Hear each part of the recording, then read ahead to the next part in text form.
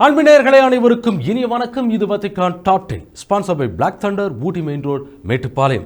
Vatican top 10 நிகழ்ச்சியை ஒளிபரப்ப உதவியவர்கள் Black Thunder. Lucky Falls at Black Thunder, Ooty main road, Mettupalayam. நேயர்களை, கத்தோலிக்க திருவின் தலைமையிடமும் வத்திக்கானின் செயல்பாடுகளை உலகறி செய்வதே இந்த நிகழ்ச்சியின் நோக்கம். அந்த வகையில் இந்த வாரம் பியத்தா சுரூபத்தின் மீதான தாக்குதல், ரோமையில் 2ஆம் உலகப் போர் சுவரொட்டிகள், கட்டிட கலைஞர் அந்தோனி கவுடியின் நிஜமுகம் என பல நிகழ்வுகள் காத்திருக்கின்றன. அனைத்தையும் அறிந்து கொள்ள வாருங்கள், இறை நிகழ்ச்சிக்குள் போகலாம்.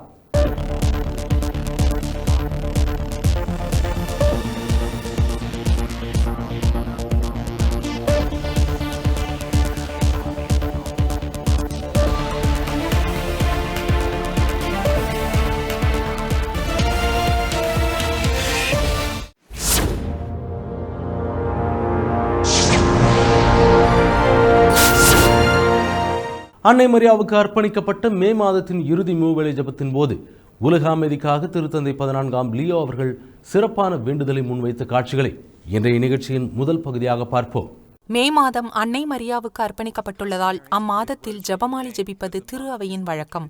எனவே மே மாதத்தின் இறுதி மூவேளை ஜெபத்தின் போது உலகிற்கு அமைதியை கொண்டுவர உதவுமாறு அன்னை மரியாவிடம் திருத்தந்தை 14ஆம் லியோ அவர்கள் இறைவேண்டல் செய்தார். அதிகாரம் கொண்டவர்களின் மனசாட்சியை இறைஞானம் ஒளிரச் செய்து நீதியான மற்றும் நிலையான அமைதியை நோக்கிய முடிவுகளை அவர்கள் எட்ட அது வழிநடத்தட்டும். அதற்கு சில நிமிடங்களுக்கு முன்பு பாஸ்கா கால பயணத்தின் அடிப்படையில் மூவொரு இறைவன் குறித்த தனது சிந்தனையையும் திருத்தந்தை பகிர்ந்து கொண்டார். அனைவரையும் அனைத்தையும் நேசிக்க மூவொரு இறைவன் நமக்கு உதவுகிறார். ஒவ்வொரு படைப்பும் ஒன்றிப்பு, உறவு மற்றும் சந்திப்பிற்காகவே படைக்கப்பட்டுள்ளது என்பதை நாம் கண்டறிகிறோம். மறுபுறம் பிரிவினை மற்றும் வேற்றுமைகளை அவமதித்தல் ஆகியவை உலகிற்கு ஏன் அழிவையும் சோகத்தையும் வெறுமையையும் கொண்டு வருகின்றன என்பதையும் நாம் புரிந்து கொள்கிறோம். வார இறுதியில் ரோமையில் அதிக வெப்பநிலை நிலவிய போதிலும் புனித பேதுரு பேராலய சதுக்கம் அனைத்து நாடுகளையும் சேர்ந்த திருப்பயணிகளால் நிரம்பியிருந்தது கவனிக்கத்தக்கது.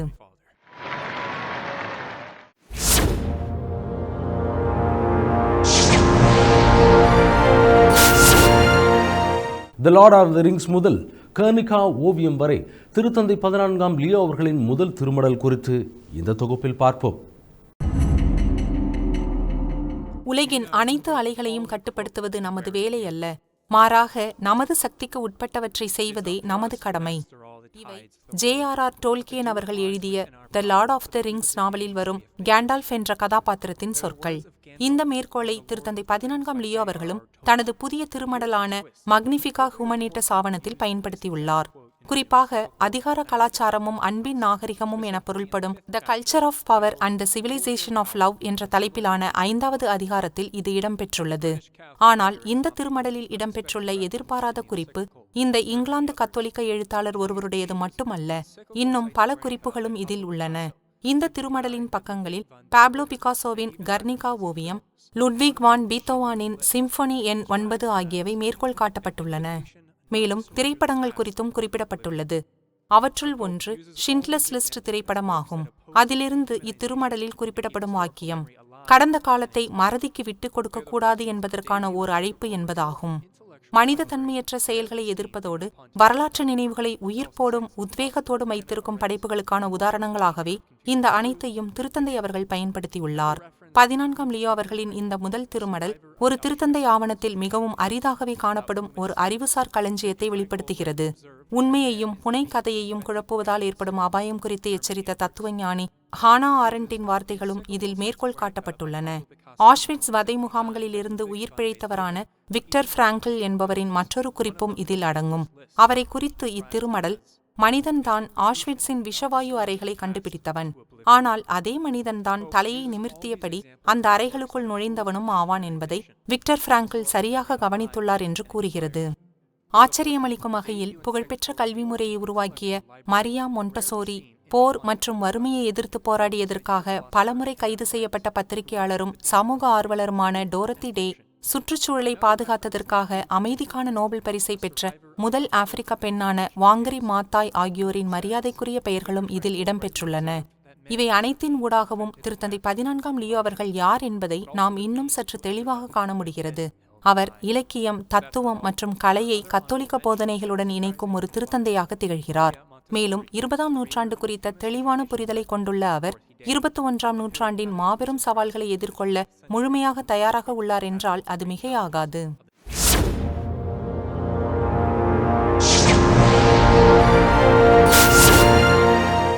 மனிதகுலத்தின் தலைசிறந்த கலைப்படைப்புகளில் ஒன்றான மைக்கேல் ஆஞ்சலோவின் பியத்தா சுரூபம் சேதப்படுத்தப்பட்ட நிகழ்வையும் அதன் பின் நடந்த சீரமைப்பு பணி குறித்தும் இந்த பகுதியில் பார்ப்போம்.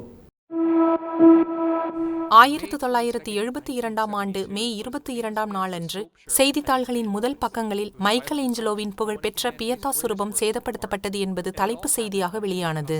இது மனிதகுலத்தின் தலைசிறந்த கலைப்படைப்புகளில் ஒன்றின் மீது நடத்தப்பட்ட ஒரு வன்முறை தாக்குதலாகும். சரியாக ஒரு நாள் முன்பு பெந்தகோஸ்து ஞாயிறு காலையில்தான் இது நிகழ்ந்தது. காலை 11:30 மணிக்கு ஹங்கேரி நாட்டைச் சேர்ந்த ஒரு நிலவியலாளர் பொன்னிற முடி, தாடி மற்றும் கோட்சூட் அணிந்தபடி புனித பேதுரு பேராலயத்திற்குள் நுழைந்தார். இந்த சம்பவம் நடக்கும் வரை அங்கு எல்லாம் சாதாரணமாகவே இருந்தது. நான் அங்கே இல்லை, ஆனால் லாஸ்லோ டோத் அறிந்தவர்களை எனக்கு தெரியும் என்பதால் நான் அந்த சம்பவத்திற்கு நெருக்கமாக இருந்தேன். 33 வயதான அந்த ஹங்கேரியர் தொடக்கத்திலிருந்தே தான் இயேசு கிறிஸ்துவின் மறுபிறவி என்று முழுமையாக நம்பினார் என்று கூறுகிறார்கள்.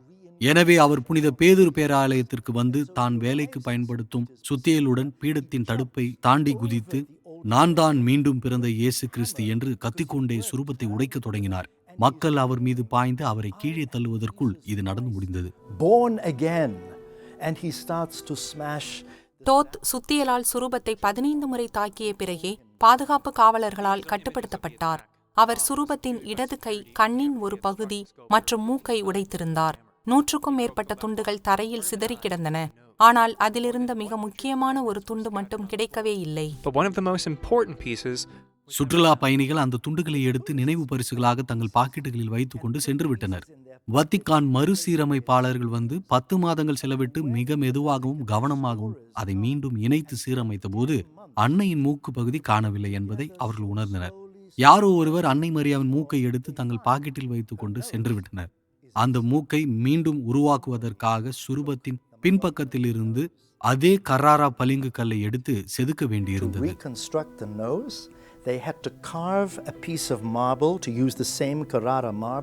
இயேசு தெய்வீகமானவர், எனவே அவருக்கு ஒரு தாய் இருக்க முடியாது என்று டோத் வாதிட்டதாகவும், அதனால்தான் அந்த தாக்குதல்கள் இயேசுவின் மீது இல்லாமல் அன்னை மரியாவின் மீது நடத்தப்பட்டதாகவும் ஷான் பேட்ரிக் அவர்கள் விளக்குகிறார்.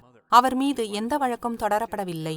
இத்தாலியில் அவர் ஒரு ஆபத்தான நபர் என்று அறிவிக்கப்பட்டு மனநல மருத்துவமனையில் அனுமதிக்கப்பட்டார். பின்னர் அவர் ஆஸ்திரேலியாவிற்கு நாடு கடத்தப்பட்டார். இதன் விளைவாக பியத்தா சுரூபத்தை சுற்றி ஒரு வலுவான பாதுகாப்பு அமைப்பு நிறுவப்பட்டது. அது காலப்போக்கில் மேம்படுத்தப்பட்டுள்ளது. இது குண்டு துளைக்காத கண்ணாடி தடுப்பையும் கொண்டுள்ளது. அந்த கண்ணாடியை பார்த்தால் பாவம் மைக்கேல் ஆஞ்சலோ மிகவும் வருத்தப்படுவார். ஏனென்றால் அந்த சுரூபத்தை சுற்றி நடந்து 360 கோணங்களிலும் அதை பார்க்க வேண்டும் என்பதே அவரது எண்ணமாக இருந்தது. வத்திக்கானில் பணிபுரிந்ததால் அந்த கண்ணாடிக்கு பின்னால் நடந்து சென்று அந்த சுரூபத்தை தொடுவதற்கான வாய்ப்பு எனக்கு கிடைத்தது. இதை தொலைக்காட்சியில் சொல்லலாமா என தெரியவில்லை. அதை தொடும்போது அது மிகவும் மென்மையாக இருந்தது. அந்த பளிங்கு கடினமானதாக இல்லை. யாரோ ஒருவரின் தோலை தொடுவதைப் போலவே அது உண்மையில் உணர்த்துகிறது. 50 ஆண்டுகளுக்கும் மேலாகிவிட்ட நிலையிலும் என்ன நடந்தது என்பதையும் அது உலகத்தை எவ்வாறு அதிர்ச்சிக்குள்ளாக்கியது என்பதையும் நினைவில் வைத்திருப்பவர்கள் இன்னும் இருக்கிறார்கள். அதன் அசல் துண்டு ஒன்று இன்னும் காணவில்லை என்றாலும், அது இனி ஒருபோதும் கிடைக்கப் போவதில்லை என்றாலும், ஒவ்வொரு ஆண்டும் மில்லியன் கணக்கான பார்வையாளர்களை ஈர்ப்பதிலிருந்து இந்த புகழ்பெற்ற சுரூபத்தை அது தடுத்து நிறுத்தவில்லை என்பதுதான் உண்மை.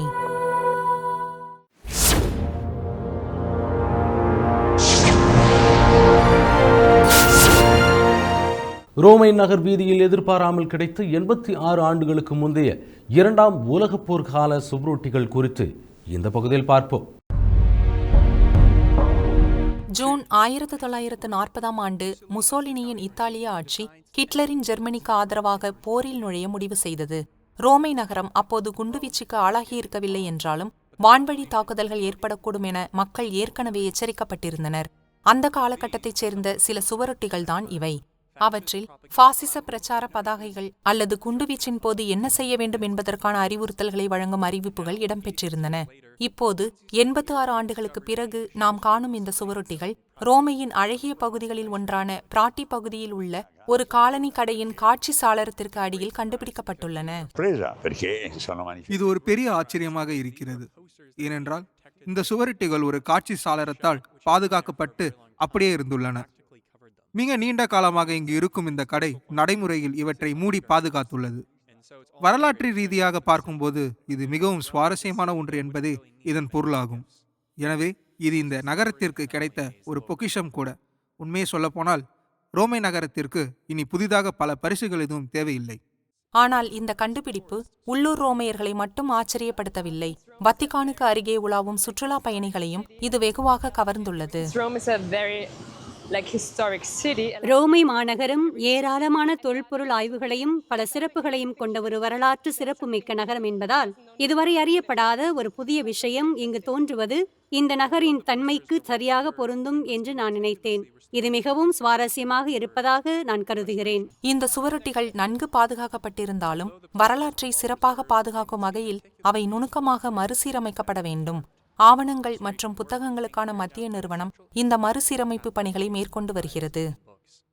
இதற்கு நிறைய பொறுமை வேண்டும், மேலும் மிகுந்த எச்சரிக்கையுடன் செயல்பட வேண்டும். இதற்கு அதிக நேரம் எடுக்கும். முதலில் சோதனைகளை மேற்கொண்டு கூடுதல் நேரம் தேவைப்படுமா என்பதை பார்க்க வேண்டும். அப்படியானால் அதற்கு தேவையான நேரத்தை ஒதுக்க வேண்டும். நிச்சயமாக காகித பொருட்களின் தன்மைகள் குறித்தும் அவற்றை ஒட்டுவதற்கு பயன்படுத்தப்பட்ட பசைகள் அல்லது ஒட்டும் பொருட்கள் குறித்தும் தெரிந்திருக்க வேண்டும். நாம் இதை கவனமுடன் செய்ய வேண்டும். 80 ஆண்டுகளுக்கு பிறகு மீண்டும் கண்டுபிடிக்கப்பட்ட இந்த சுவரொட்டிகள் சுவரில் ஒட்டப்பட்ட வெறும் காகித துண்டுகள் அல்ல, மாறாக அவை ரோமை நகரின் நீண்ட மற்றும் சிக்கலான நினைவுகளின் உயிருள்ள துணுக்குகளாகும்.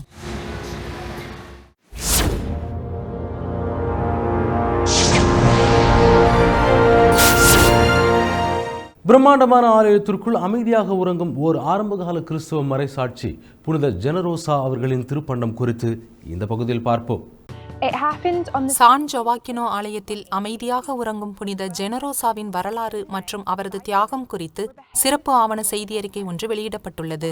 கிபி 180ஆம் ஆண்டு ஜூலை 17ஆம் நாளன்று ரோமை பேரரசால் 7 ஆண்கள் மற்றும் 5 பெண்கள் என 12 கிறிஸ்தவர்கள் தலை துண்டிக்கப்பட்டு கொல்லப்பட்டதாகவும் நம்பிக்கையின் பொருட்டு தன் உயிரை தியாகம் செய்த அவர்களில் ஒருவரான புனித ஜெனரோசாவின் வரலாறு இந்த ஆலயத்தில் நிலைத்திருப்பதாகவும் அத்தொகுப்பில் தெரிவிக்கப்பட்டுள்ளது. அவ்வாலயத்தின் திரு இருதய சிற்றாலயத்தின் உள்ளே அமைந்துள்ள தங்கம் பூசப்பட்ட சுவர்கள், பளிங்கு தூண்கள் மற்றும் ஒளிரும் மொசைக் வேலைப்பாடுகள் என அனைத்தும் காண்போரை மெய்சிலிர்க்க வைக்கும் வகையில் விண்ணகத்தின் சாயலோடு வடிவமைக்கப்பட்டுள்ளது.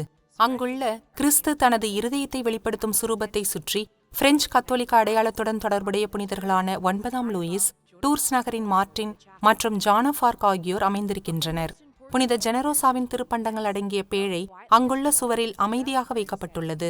2ஆம் நூற்றாண்டில் வட ஆப்பிரிக்காவில் ரோமை பேரரசால் கொல்லப்பட்ட ஆரம்பகால கிறிஸ்தவர்களான சிலியன் மறைசாட்சிகளுடன் இவருக்கு தொடர்பிருப்பதாகவும், கிறிஸ்தவராக இருப்பதை சட்டவிரோதமாக கருதப்பட்ட அக்காலத்தில் வதைகளுக்கு அஞ்சாமல் அவர்கள் உறுதியாக நின்ற வரலாறு அதனுள் அடங்கியிருக்கிறது.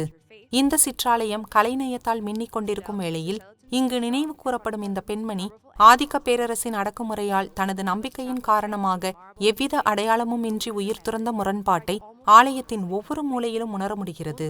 அதிகாரத்திற்கும் அதிகாரமின்மைக்கும் அழகுக்கும் துன்பத்திற்கும் இடையிலான இந்த முரண்பாட்டின் அடையாளமாகவே இந்த பிரம்மாண்டங்களுக்கு அடியில் அவரது திருப்பண்டங்கள் வைக்கப்பட்டிருக்கலாம். ஜெனரோசா அவர்கள் தாராள குணம் கொண்டவர் என்ற தனது பெயருக்கேற்ப அவர் இறுதி வரை தாராள குணம் கொண்டவராகவே வாழ்ந்தார். இறுதியாக அவர் தன் சொந்த உயிரையே விசுவாசத்திற்காக விட்டுக் கொடுத்தார் என்பது கவனிக்கத்தக்கது.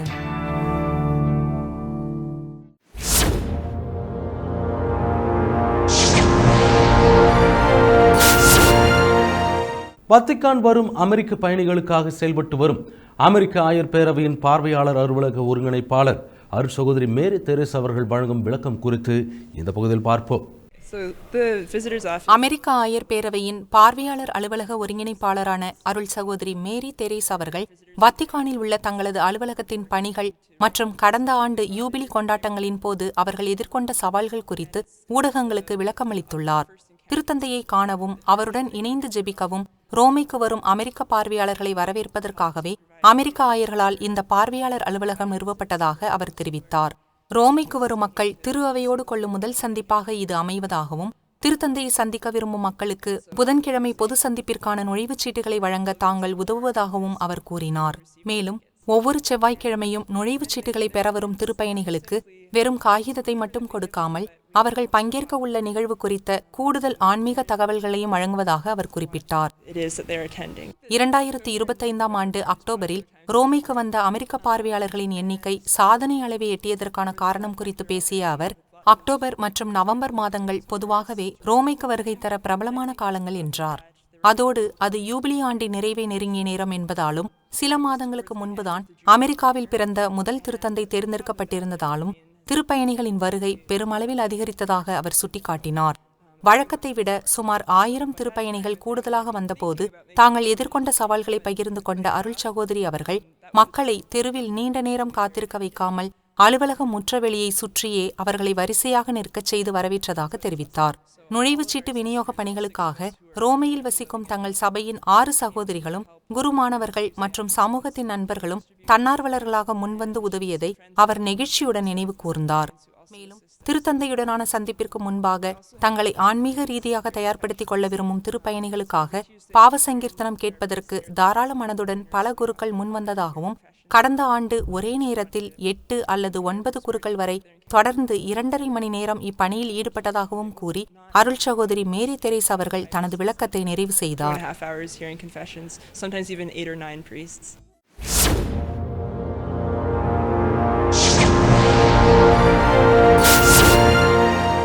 ஸ்பெயின் நாட்டிற்கு திருத்தந்தை 14ஆம் லியோ அவர்கள் மேற்கொள்ளவிருக்கும் திருத்தூது பயணத்திற்காக மிக தீவிரமாக நடைபெற்று வரும் ஏற்பாடுகள் குறித்து இந்த பகுதியில் பார்ப்போம். திருத்தந்தை 14ஆம் லியோ அவர்கள் ஒரு நாட்டை பார்வையிடும் போது அது அங்குள்ள நம்பிக்கையாளர்களுக்கு ஒரு முக்கிய தருணமாக அமைவது மட்டுமன்றி, திருத்தந்தை அவர்கள் உள்ளூர் கலாச்சாரத்தையும் அதோடு அங்குள்ள சிறந்த உணவுகளையும் அனுபவிக்கும் வாய்ப்பை பெறுகிறார்.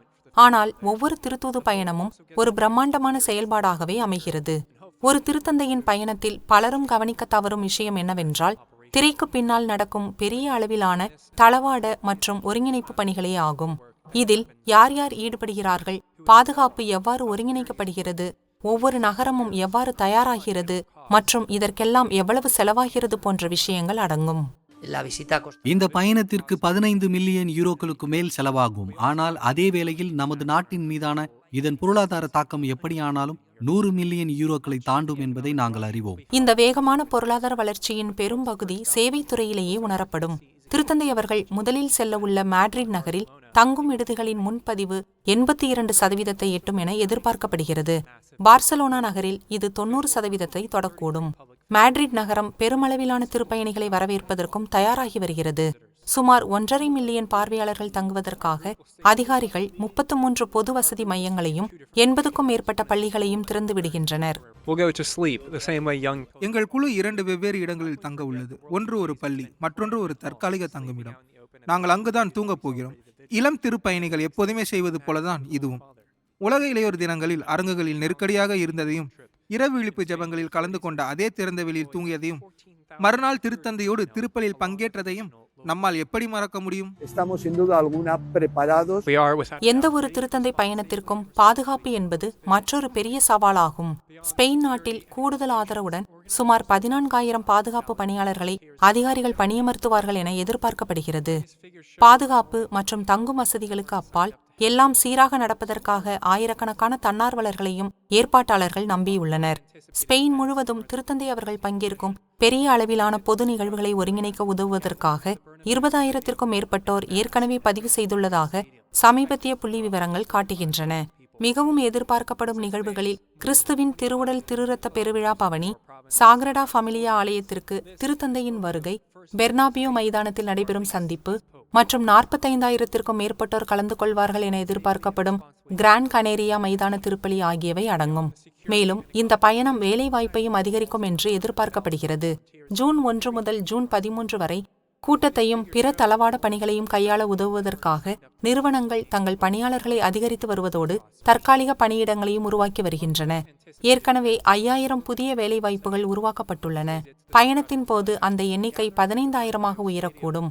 6 நாட்கள் 2500 கிலோமீட்டர்களுக்கும் மேலான பயணம், 4 மாகாணங்கள் மற்றும் சுமார் 40 நிகழ்வுகள் என இது திருத்தந்தை 14ஆம் லியோ அவர்கள் திருத்தந்தையான பிறகு ஸ்பெயின் நாட்டிற்கு மேற்கொள்ளும் முதல் பயணம் என்பது கவனிக்கத்தக்கது.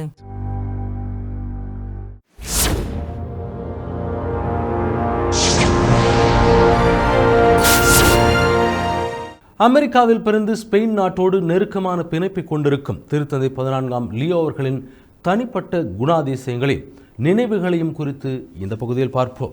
திருத்தந்தை 14ஆம் லியோ அவர்கள் சிகாகோவில் பிறந்தவர் மற்றும் பெருவியன் குடியுரிமை கொண்டவர் என்றாலும் அவர் ஸ்பெயின் நாட்டில் உருவாக்கப்பட்டவர் எனலாம். அவரது இரண்டாவது குடும்ப பெயரான மார்டினஸ் ஸ்பானிய வம்சாவளியைச் சேர்ந்த அவரது தாயாரிடமிருந்து பெறப்பட்டதாகும். ஆனால் அந்நாட்டுடனான அவரது பிணைப்பு அவராகவே சுயமாக உருவாக்கி கொண்டதாகும். அவருக்கு ஸ்பெயின் நாட்டை பற்றி முழுமையாக தெரியும். அவருக்கு ஸ்பானிய நண்பர்கள் உள்ளனர். எங்கள் வீதிகள், எங்கள் நகர்கள், கன்னியர் மடங்கள், பள்ளிகள் என எல்லா இடங்களுக்கும் அவர் சென்றுள்ளார். அவர் ஆயர்களை சந்தித்துள்ளார். பல இடங்களுக்கு வாகனத்தில் பயணம் செய்துள்ளார். வாகனங்களை ஓட்டுவது அவருக்கு மிகவும் பிடிக்கும் என்றாலும் இப்போது அவரால் அதை அதிகம் செய்ய முடிவதில்லை. மேலும் ஸ்பானிய சாலைகளில் அவர் 100கணக்கான கிலோமீட்டர்கள் பயணித்துள்ளார். இந்த வருகையை அவர் நிச்சயமாக ரசிக்கப் போகிறார். அவர் ஸ்பெயின் நாட்டை அறிவார் என்பது மட்டுமல்ல, அப்போது அருட்தந்தை பிரவோஸ்டாக இருந்த அவர் தற்போது திருத்தந்தையாக பார்க்க உள்ள பல இடங்களை, குறிப்பாக தலைநகர் மேட்ரிடில் உள்ள இடங்களை ஏற்கனவே பல முறை பார்வையிட்டுள்ளார். நாட்கள் செல்ல செல்ல கடந்த ஆண்டின் மே அல்லது ஜூன் மாதத்தில் நான் நினைத்தேன், இந்த அமைதியின் சிங்கம் என்ற பெயரை நானே வைத்துக் கொள்ளப் போகிறேன். இதை நான் இனி சமூக வலைதளங்களில் பதிவிட மாட்டேன், ஏனென்றால் இது ஒரு புத்தகத்திற்கு சிறந்த தலைப்பாக அமையும். அவ்வாறே இது 260 பக்கங்களை கொண்ட ஒரு பெரிய படைப்பாக மாறியது.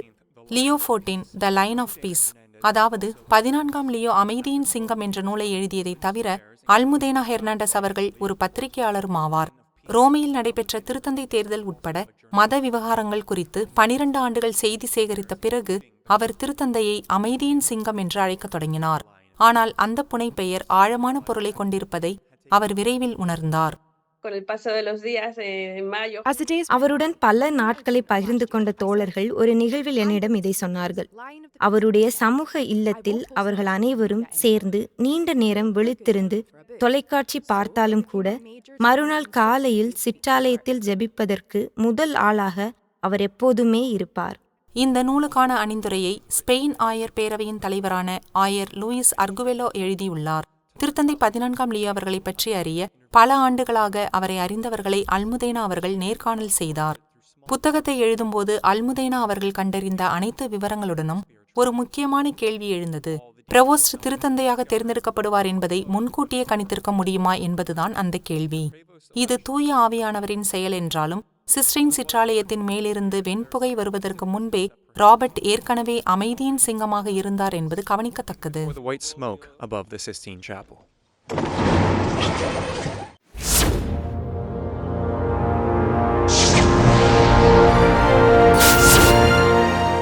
கோபக்கார தனிமை விரும்பி என்ற மாயை தொழிலாளர்கள் மீது காட்டிய அன்பு என புகழ்பெற்ற கட்டிடக் கலைஞர் அந்தோனி கவுடி அவர்களின் நிஜ முகம் குறித்து இந்த பகுதியில் பார்ப்போம். கட்டிடக் கலைஞர் ஆண்டனி கவுடி அவர்களால் சுற்றி உருவாக்கப்பட்ட வரலாற்று பிம்பங்கள் அவரை ஒரு தனிமையான மற்றும் சமூக விரோத மனிதராக அல்லது ஒரு கோபக்கார துறவியாக சித்தரிக்கின்றன. ஆனால் இது உண்மையில்லை என்று சிலர் கூறுகின்றனர். அவர் நிச்சயமாக ஒரு வலிமையான குணம் கொண்டவர், ஆனால் உயர்ந்த மற்றும் சிறந்த ஒருவர். சில நேரங்களில் அனைவருக்கும் பிரியமானவராக இருக்க முடியாது என்று நான் நம்புகிறேன். ஆனால் அவர் குழந்தைகளுடனும் இளம் கட்டிடக் கலைஞர்களுடனும் மிகவும் நன்றாக பழகும் ஒரு மனிதராக இருந்தார். ஆண்டனி கவுடி அவர்கள் ஒரு கட்டிடக் கலைஞர் மட்டுமல்ல, முழுமையான ஒரு கலைஞர். அவர் ஒரு தொழில்நுட்ப புதுமையாளர், இயற்கையை அயராது கவனிப்பவர், மேலும் தீவிரமான நம்பிக்கையால் ஆழமாக குறிக்கப்பட்ட ஒரு மனிதர். 19ஆம் நூற்றாண்டின் இறுதியில் பார்சலோனாவில் கட்டிடக்கலை பயின்று பல்வேறு நெருக்கடிகளை சந்தித்த பிறகு அவரது வாழ்க்கையின் திசை முற்றிலும் மாறியது. இந்த அகமாற்றம் அவரை சமூகத்திலிருந்து விலக்கிச் செல்லவில்லை, மாறாக அது முற்றிலும் நேர்மாறானதை செய்தது. இதிலிருந்து இந்த கேட்டலான் கட்டிடக் கலைஞர் தனது மாபெரும் படைப்பான சாக்ரடா ஃபமிலியாவை தொடங்கினார். தன் வழிகாட்டுதலின் கீழ் இருந்த அனைத்து தொழிலாளர்களுடனும் நட்பை உருவாக்கினார். அவர் தொழிலாளர்கள் மற்றும் குழந்தைகள் மீது மிகுந்த அக்கறை கொண்டிருந்தார். அவர்களிடம் பணம் இல்லாத நேரங்களில் அவர்கள் அங்கு தொடர்ந்து வேலை செய்வதை உறுதி செய்ய அவர் முயன்றார். அதனால்தான் அவர் பள்ளிக்கான யோசனையை கொண்டு வந்தார். அந்த பள்ளி மேலிருந்து பார்க்கும்போது மரியா, சுசேப்பர் மற்றும் குழந்தை இயேசு ஆகியோரின் 3 இருதயங்களை உருவாக்கும் வகையில் மிகவும் அசாதாரணமான வடிவத்தை கொண்டுள்ளது. இதற்கிடையில் கலைஞரின் முக்கிய நபராக இருந்த யூசபி குயல் என்ற பெயரிலிருந்து கவுடியின் படைப்புகளை பிரித்து பார்ப்பது கடினம். கவுடி அவர்கள் தனது திட்டங்களுக்கும் அதனுடன் வந்த உபதிட்டங்களுக்கும் நிதியளிக்க தயாராக இருந்த ஒருவரை அவரிடமே கண்டார். இவற்றில் மிக முக்கியமானது கொலோனியா குயல் ஆகும். இது வீடுகளால் சூழப்பட்ட வெறும் ஒரு தொழிற்சாலை மட்டுமல்ல, மாறாக சிறந்த வாழ்க்கை தரத்துடன் கூடிய தொழிலாளர்களின் சமூகத்தை உருவாக்கும் ஒரு முயற்சியாகும். அவர் தொழிலாளர்கள் மீது மிகுந்த அக்கறை கொண்டிருந்தார். அவர் குழந்தைகள் மீதும் அக்கறை கொண்டிருந்தார்.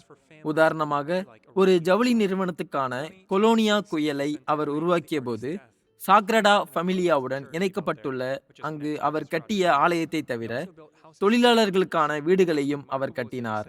ஆனால் இதில் குறிப்பிடத்தக்க விஷயம் என்னவென்றால், குடும்பங்களுக்கான வீடுகள் ஒரே மாதிரியான வடிவமைப்பை கொண்டிருக்கக்கூடாது என்று அவர் கூறினார். 2026ஆம் ஆண்டு இந்த கலைஞரின் மரணத்தின் 100ஆண்டு விழாவாகும். இது திருத்தந்தை 14ஆம் லியோ அவர்களின் திருத்தூது பயணத்திற்கு மிகவும் பொருத்தமான நேரமாக அமைகிறது. மேலும் கவுடி அவர்கள் கத்தோலிக்க திரு அவையின் அடுத்த புனிதர்களுள் ஒருவராகவும் மாறக்கூடும் என்பது குறிப்பிடத்தக்கது. He could also become one of the next saints of the Catholic Church.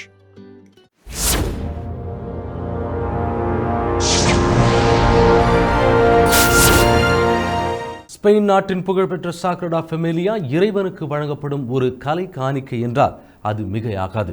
அந்த பிரம்மாண்டமான ஆலயத்தை வடிவமைத்த அந்தோனி கவுடி அவர்களின் எளிமையான ஆன்மீக வாழ்வு குறித்து இந்த பகுதியில் பார்ப்போம். வரலாறு முழுவதும் பல கலைஞர்களின் படைப்புகளை அவர்களின் மத நம்பிக்கைகள் ஆழமாக பாதித்துள்ளன. மைக்கேல் ஏஞ்சலோவுக்கு அவரது கிறிஸ்தவ பார்வையே சிஸ்டின் சிற்றாலயத்தை வடிவமைத்தது. ஜோஹன் செபாஸ்டியன் பாக் அவர்களுக்கு இசை என்பது இறைவனை போற்றும் ஒரு வடிவமாக இருந்தது. மற்றும் டான்டே அலிகியேரி அவர்களுக்கு அவரது டிவைன் காமெடி உலகம், மனித வாழ்க்கை, பாவம், துன்பம் மற்றும் மீட்பு குறித்த கிறிஸ்தவ புரிதலை அடிப்படையாக கொண்டதாக அமைந்தது. கட்டிடக்கலைஞர் ஆண்டனி கவுடி அவர்களும் இதே புரிதலை கொண்டிருந்தார். கவுடி அவர்களின் படைப்புகளில் ஒருவர் புதிதாக ஒன்றை கண்டறிகிறார். அதாவது வாழ்க்கையின் ஆன்மீக பரிமாணத்தை அவர் கண்டறிகிறார். ஆனால் அது வியக்கத்தக்க உருவங்கள் மூலம் வெளிப்படுகிறது. ஏனென்றால் அவரது கலை ஏறக்குறைய முழுமையான அழகை அடிப்படையாக கொண்டது. அது நம்ப முடியாத அளவிற்கு ஈர்க்கக்கூடியது. அவர் ஒரு கத்தோலிக்க குடும்பத்தில் வளர்ந்த போதிலும் 1894ஆம் ஆண்டில் அவர் ஒரு அக நெருக்கடியை சந்தித்த போது அவரது வாழ்வில் ஒரு தீர்க்கமான தருணம் அமைந்தது. அது அவர் தனது நம்பிக்கையை வாழ்ந்த விதத்தில் ஒரு தீவிரமான மாற்றத்திற்கு வழிவகுத்தது. 1894ஆம் ஆண்டிலிருந்து அவரது ஆன்மீக வாழ்க்கை ஆழமாக வளர்ந்தது. அவரது கட்டடக்கலை வேலைப்பாடுகள் பிரம்மாண்டமாக இருந்த அதே வேளையில் அவரது பக்தி மிகவும் எளிமையாக இருந்தது. அவரது ஆன்மீகம் நுண்ணறிவு மிக்கதாகவும் உறுதியானதாகவும் இருந்தது. அவர் இயற்கையை இறைவனின் பிரதிபலிப்பாகவே பார்த்தார். மேலும் இயற்கை வடிவங்களையும் மரங்களைப் போன்ற வடிவிலான தூண்களையும் அமைத்து அதை ஒரு கட்டிடக்கலை மாதிரியாக பயன்படுத்தினார். கவுடி அவர்களை பொறுத்தவரை சாக்ரடா ஃபமிலியா ஒரு வேலை மட்டுமல்ல, அது ஒரு மறைப்பணியாகும். அவரது தலைசிறந்த படைப்பு ஒரு வாடிக்கையாளருக்கான வெறும் தயாரிப்பல்ல, மாறாக அது கடவுளுக்கான ஒரு பரிசு. சாக்ரடா ஃபமிலியா வெறும் ஒரு கட்டிடக்கலை நினைவு சின்னம் மட்டுமல்ல, அது வழிபாட்டிற்கான ஒரு வாழும் இடம். இந்த ஆலயம் படைத்தவரான இறைவனுக்கு வழங்கப்படும் ஒரு கலை காணிக்கை என்ற கவுடி அவர்களின் ஆன்மீக பார்வையை இந்த ஆலயத்திற்கு திருத்தந்தை அவர்கள் மேற்கொள்ளவிருக்கும் வருகை உலகிற்கு மீண்டும் நினைவூட்டும் என்றால் அது மிகையாகாது.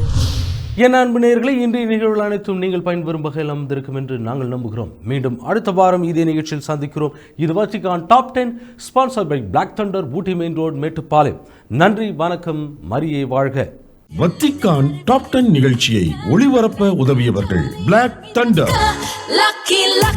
Lucky Falls at Black Thunder, Ooty Main Road, Mettupalayam.